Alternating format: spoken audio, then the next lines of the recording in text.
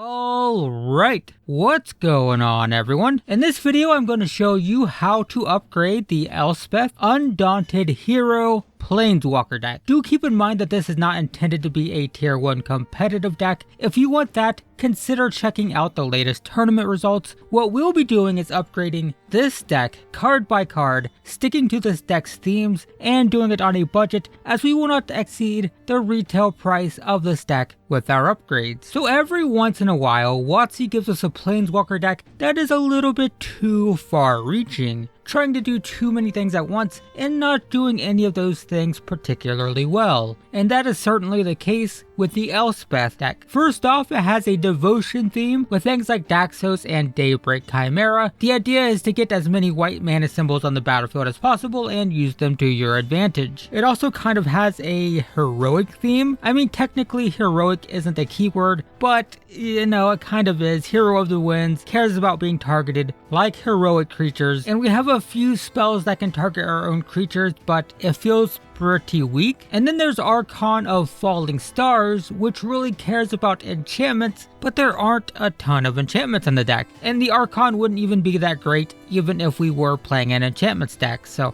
it's kind of weird. There's also kind of a fourth thing. We have Hero of the Winds and Phalanx Tactics, which seems to indicate that we should be trying to go wide with a bunch of creatures, but we don't really have any ways to like generate tokens or anything, so it's kind of weird that we have these go wide cards but not a lot of go wide cards to support it. Kind of weird, right? And that's the problem with this deck. It's sending lots of mixed signals. It doesn't really have a clear strategy. It seems to be a hodgepodge of just multiple strategies, but it doesn't do any of them terribly well. So I think going forward with this deck, we should just focus on devotion. White isn't great for enchantments anyway, as many of the best ones are in green. So yeah, we're gonna try to hone this deck down and just try to give it a direction. Oh, and before we get started, if you haven't noticed, I'm using card images from Magic Arena because there aren't high resolution scans of Theros cards on the internet yet, so apologies for that. So first off, we're gonna take out 2 Hero of the Winds and replace them with 2 Tomacs. So this is a simple one. For less mana, we get more power in the air, and while it's true that we lose that ability to pump all of our creatures, I still think Hero of the Winds is kind of weak in this deck just because it wants us to go wide and also target our own creatures, but we just don't have a lot of support for that. So I just like Tomac. It's really good. It's a 2 mana, 2 power flyer. It does have some abilities that aren't super relevant, but maybe every once in a while they will be. And it also adds devotion. It has double white and its mana cost for 2, which is pretty great. So this is just a lot more efficient, and it gets this weird kind of heroic thing out of the deck, which doesn't do a whole lot. And speaking of devotion though, we're also going to be taking out 2 Leonin of the Lost Pride for 2 more Daxos. The Leonins just don't really do a whole lot. I mean,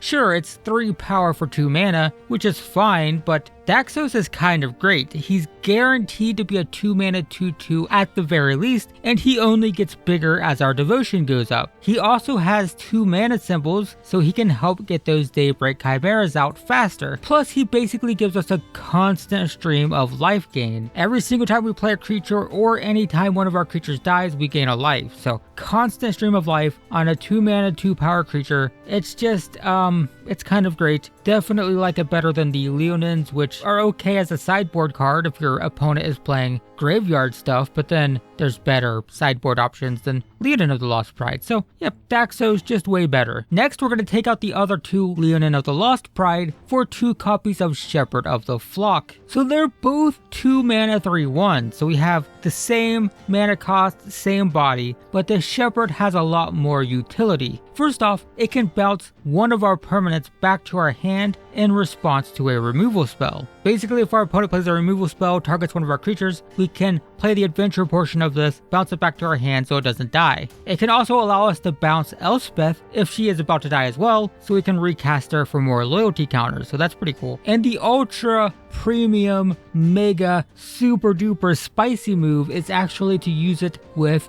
Dreadful Apathy. So for 3 mana, we can exile the creature that the apathy is enchanting. But here's the tricky part. If we activate that ability ability and then bounce the apathy back to our hand while it's on the stack, the creature will still be exiled and the enchantment will actually return to our hand. So here's the demo of it on Arena. As you can see, there's a creature with the apathy on it. You do have to be in full control mode, so hold the control key when you do this. So I pay 3 to activate the apathy. The ability goes on the stack, the ability that says exile the creature, and before it resolves, I can shepherd the enchantment back to my hand, and then the creature gets exiled, and now I have apathy back in my hand to lock down another creature. Pretty cool, right? I'm not saying you have to save Shepherd for that, but it's an option. It's an option that you don't have with Leonin of the Lost Pride, so why not? We can have a 2 mana 3/1 just the same, but we just have all kinds of extra cool stuff we can do. We can basically counter, not necessarily exactly counter, but we can kind of counter removal spells, and we can do some tricky stuff with Dreadful Apathy, so that's cool. Next, we're going to take out 2 Archon of Falling Stars for 2 copies of Angel of Grace.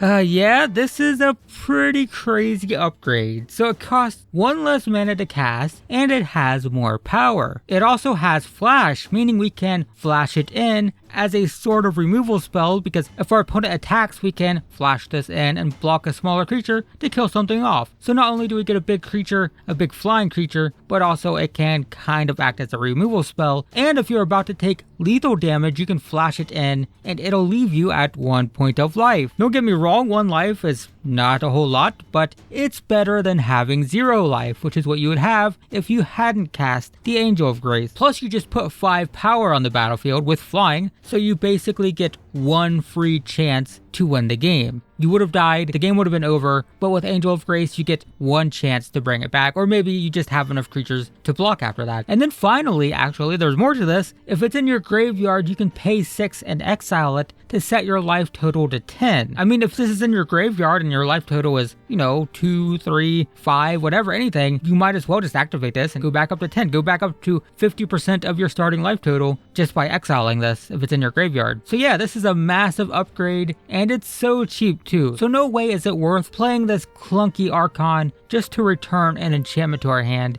especially since there is no guarantee we'll even have one with so few enchantments in the deck. So yeah, I'll take Angel of Grace any day. Next, we're going to take out 2 Eidolon of Inspiration and replace them with 2 Unbreakable Formations. So the Eidolon isn't bad, I guess. It's okay. It gives a creature +2/+0 every single turn, which is, it's pretty decent, especially if we have a flying creature in play. But Unbreakable Formation puts a +1/+1 counter on all of our creatures, and that +1/+1 counter is permanent, and it gives them all vigilance and indestructible until end of turn. So not only does it make all of our creatures permanently bigger, but it also gives us like a free swing, like we might as well. Literally all of our stuff will be untapped for blocking, and they're going to be indestructible so they won't die in combat. So you can make all of your creatures bigger and just swing them all at your opponent, no risk. And it should be noted that you can play this at instant speed for just the indestructible portion of the card, which can be handy because you can play it in response to a board sweeper. I mean, don't get me wrong, you're really primarily playing this to get all the counters, but I mean, if your opponent does play a board sweeper and you have the mana open and this in your hand,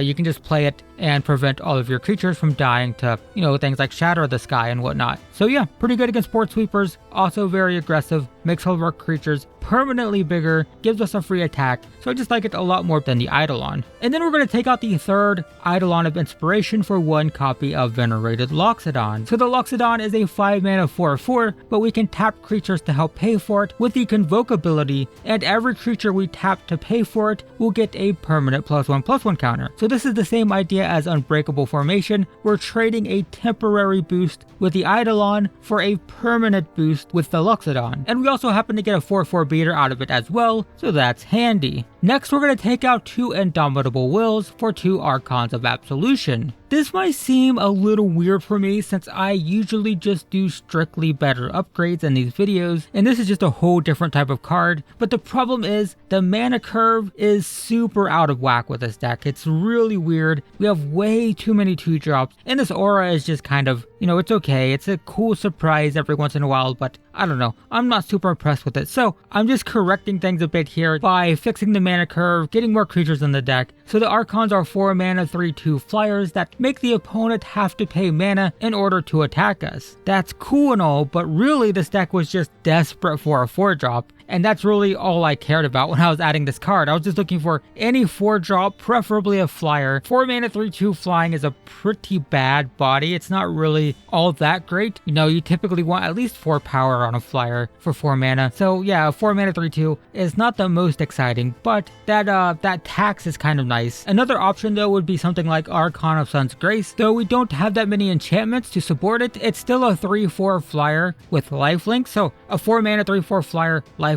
it's okay, you know, it's pretty good. And then every once in a while we'll get to play an enchantment and get that token, get the Pegasus token. So yeah, I think that's also perfectly fine. But yeah, just any 4-drop would be nice on the slot, I think. Next, we're going to take out the last Indomitable Will for our 3rd copy of Tomac. Yeah, right. Remember Tomac? We mentioned it earlier. Tomac is just great. I just like having a 2 mana 2/3 flyer. Really good. And this card actually gives this deck a really nice curve for flyers because we have Tomac at 2. We have potentially Daybreak Chimera at 3 if we have 2 Devotion, which Tomac will help with. Then we have Archon of Absolution on turn 4 and Angel of Grace on turn 5. Obviously, we're not going to curve out perfectly like that every time, but it is nice to have some pretty powerful flyers at each spot on the mana curve. Seems pretty good. The goal of this deck isn't necessarily to be a flyers deck, but we just happen to have a lot of great evasive creatures, so I'm perfectly happy to have Tomac over Indomitable Will. And as always, these decks always have one too many lands, so I'm going to recommend taking out a Plains for, well, just about any 1-drop ever. Healer's Hawk, Giant Killer, All Seed Thing of Life's Bounty, or Fairy Guide Mother. All of these are fine. I personally like Giant Killer the best since it's just as good in the late game as it is in the early game. You know, we can play it early as a 1-drop and just have that,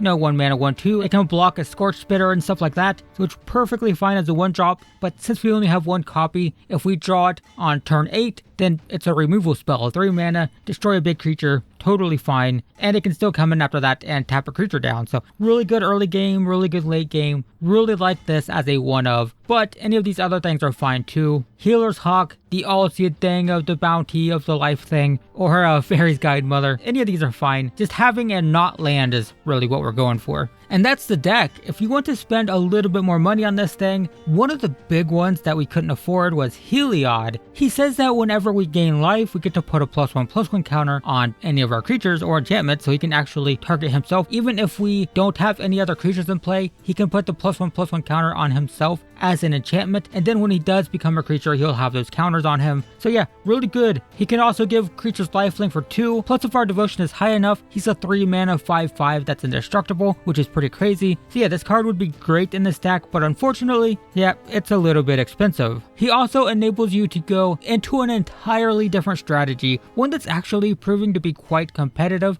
This one has been top 8ing major tournaments, not a ton of them, but it is around, it does exist. It's Heliod when combined with things like Linden and Daxos, makes for a ton of life gain and counters. Because remember that Linden triggers with each attacking creature, so that will trigger Heliod independently each time. So if we attack with 4 creatures, for example, we would gain 4 life, but we would gain 1 life 4 times. We get to distribute 4 +1/+1 counters, which is pretty good. And then Daxos also basically means that we get to distribute a counter every single time we play a creature. Because we play a creature, we gain a life. Gaining that life will then trigger Heliod. Plus, Linden and Daxos are both great for devotion because, you know, all those white mana symbols. So you can combine these with things like Ajani's Pridemate and Ajani, the Ajani that pumps out Pridemate tokens, and yeah, you gain tons of life, you have a massive 3 mana 5/5 indestructible, and then you build these massive Pridemates and make them big, and it's a pretty good strategy. If you like life gain,